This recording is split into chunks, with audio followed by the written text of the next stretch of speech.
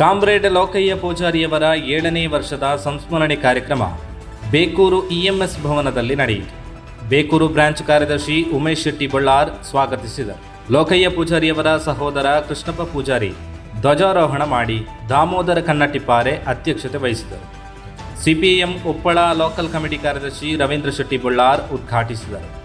ಕಾರ್ಯಕ್ರಮದಲ್ಲಿ local committee ಸದಸ್ಯರಾದ Satish Kannattipare, Praveen Kumar, CITU ನೇತಾರ ರಾಮ್ ಕುಲಾಲ್, ಡಿವೈಎಫ್ಐ ನೇತಾರ ಖಾಲಿದ್ ಜೋಡುಕಲ್ಲು, ನಿತಿನ್ ಬಳ್ಳಾರು, ಲೈಬ್ರರಿ ಅಧ್ಯಕ್ಷರಾದ ಲಕ್ಷ್ಮಣ ಪೂಜಾರಿ ಮೊದಲಾದವರು ಉಪಸ್ಥಿತರಿದ್ದರು.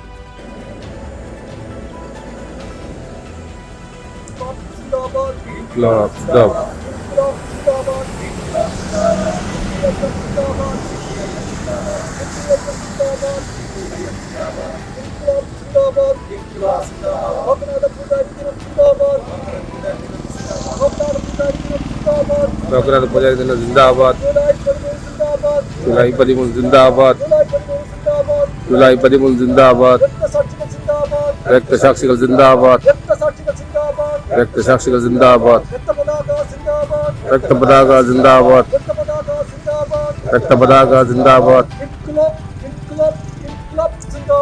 इंकलाब इंकलाब इंकलाब जिंदाबाद.